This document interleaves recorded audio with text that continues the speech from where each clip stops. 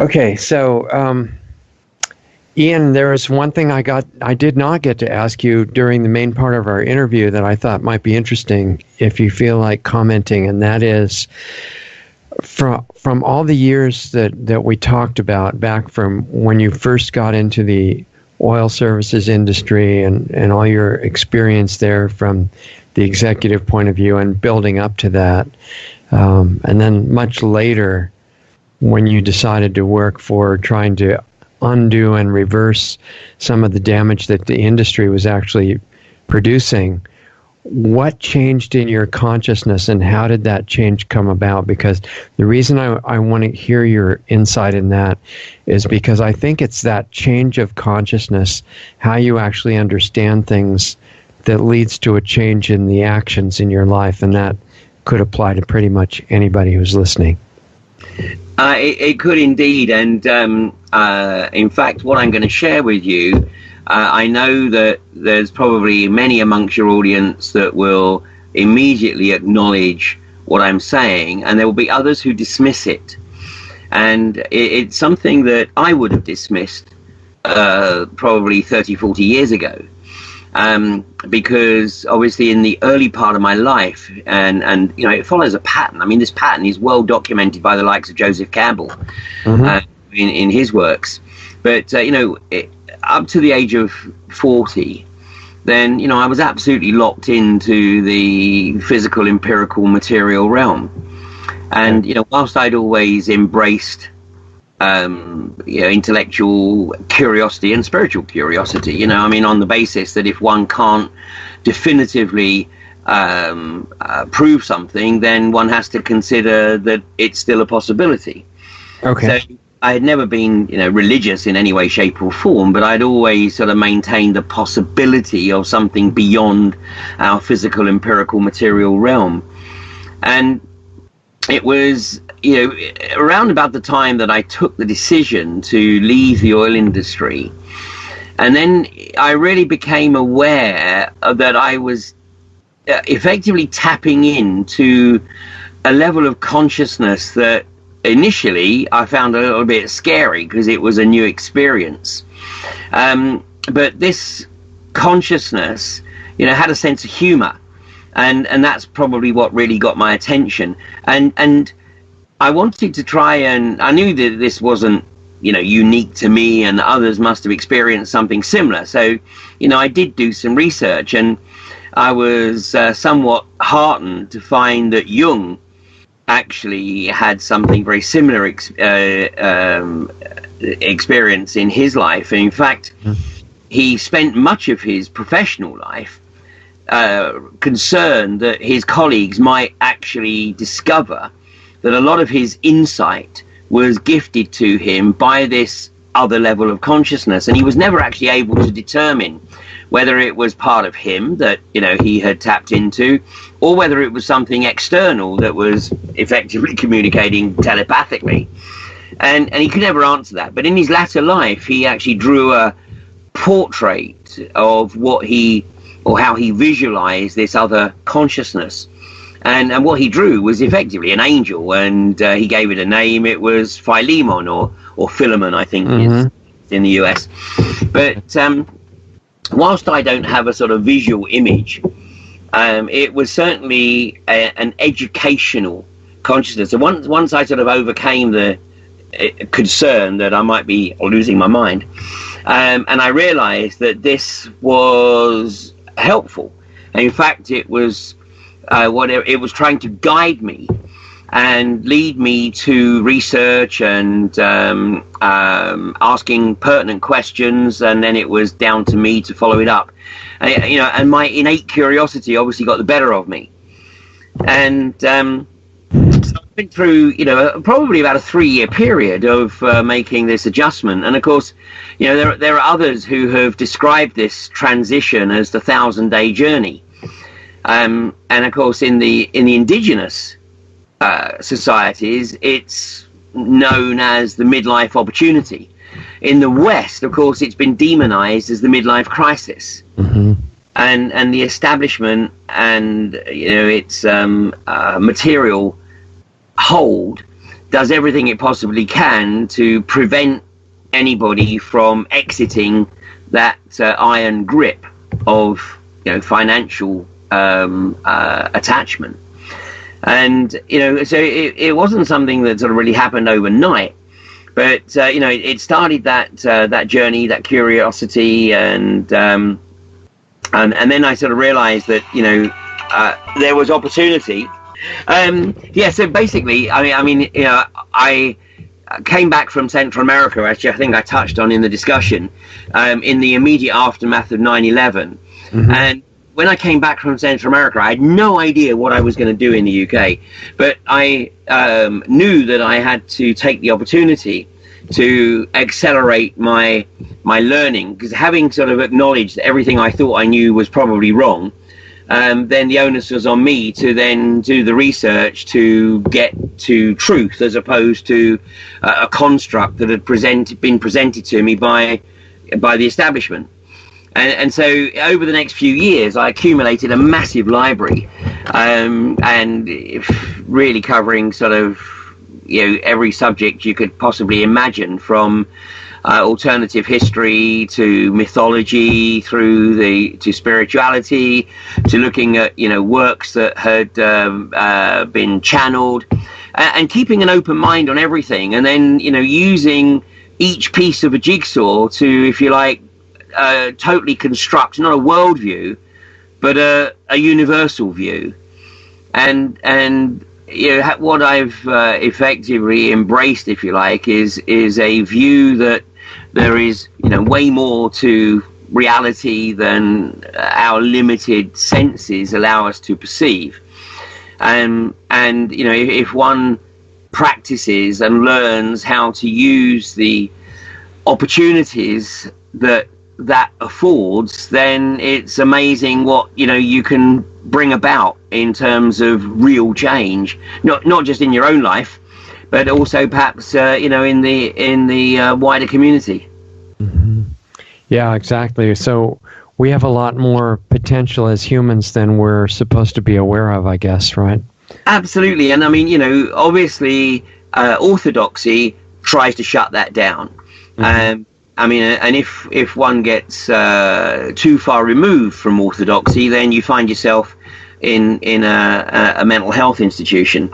So it's important to always remember how the vast majority of people perceive reality, and respect the fact that just because we may have had the opportunity to experience something beyond that limited perspective, it doesn't behold us to then go and start bragging about it, because that, and we see a lot of that, and I label that spiritual narcissism. It's like my spirituality is greater than yours. I mean, it's it's a crock. And then you see others who work on the basis that they found the gateway to the universal view, and they're all right, Jack, but screw everybody else.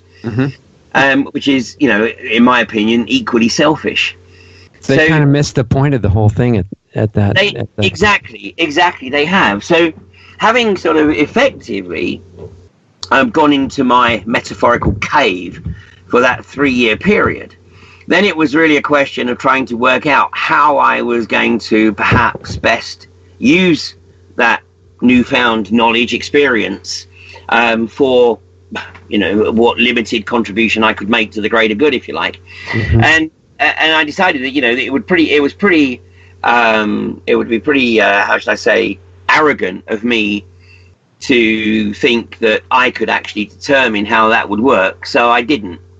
So basically what I've done for the last decade plus is, as I think I intimated during our discussion, literally established no agenda. I don't work to an agenda. I don't keep a diary.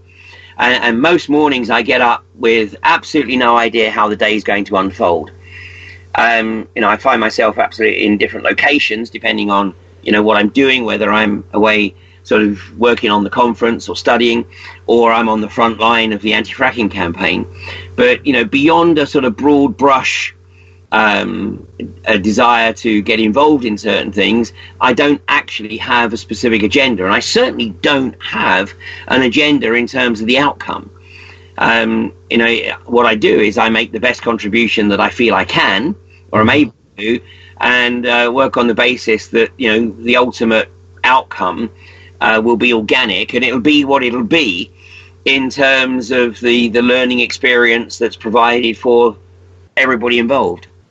Yeah, that's beautiful. I didn't know what you would say in answer to that question, but I think intuitively I felt like it would be something like that, because what you just went through is applicable to everybody. It's completely inspiring to anyone that is open to finding out what they really can do.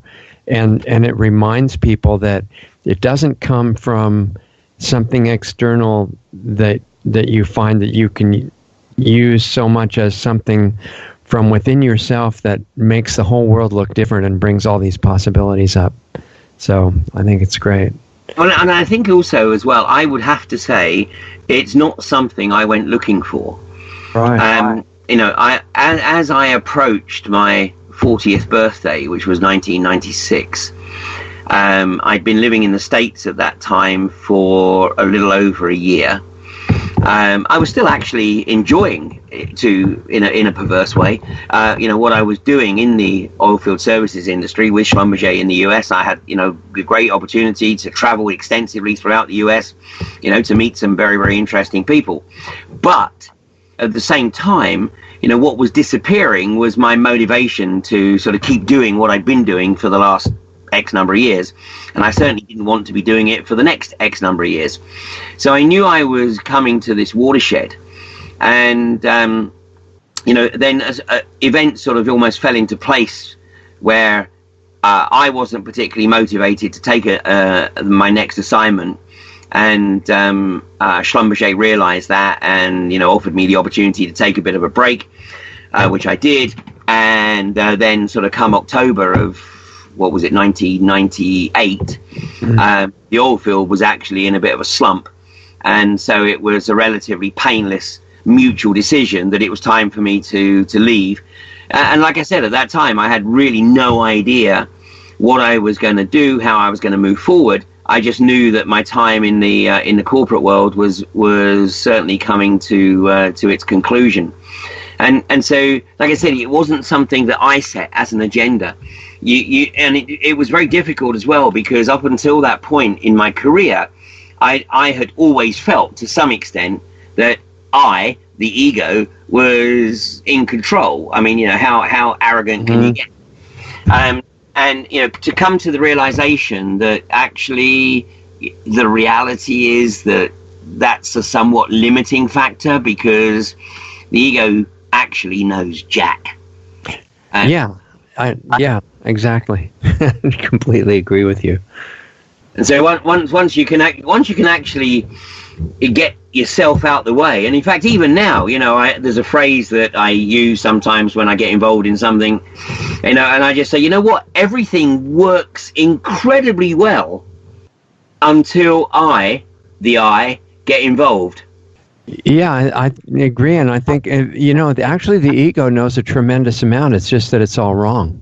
Well, and it likes to think, because it's been educated to think within the construct of Western society, it likes to think that it is the dominant player, that it deserves to be the dominant player, and that's why we get the battles of the egos, because the ego does not want to accept that it's second best to anything.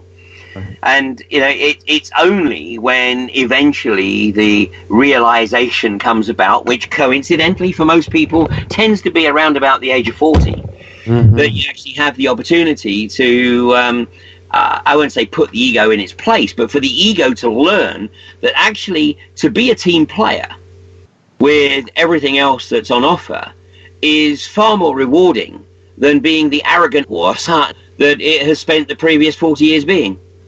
Yeah, once you try both approaches, then it becomes obvious, right, which one feels better. Yeah, exactly. And would you go back? Not a cat's chance in hell. Right, exactly. Well, I think one of the main things then is that we might as well realize that the midlife crisis is a midlife opportunity, right? Absolutely it is. And it really is so sad that there is so much pressure in Western society, and certainly, in Britain, the attitude is, come on, snap out of it, get a grip. Yeah. And get back on the train and, get back to your commute or whatever.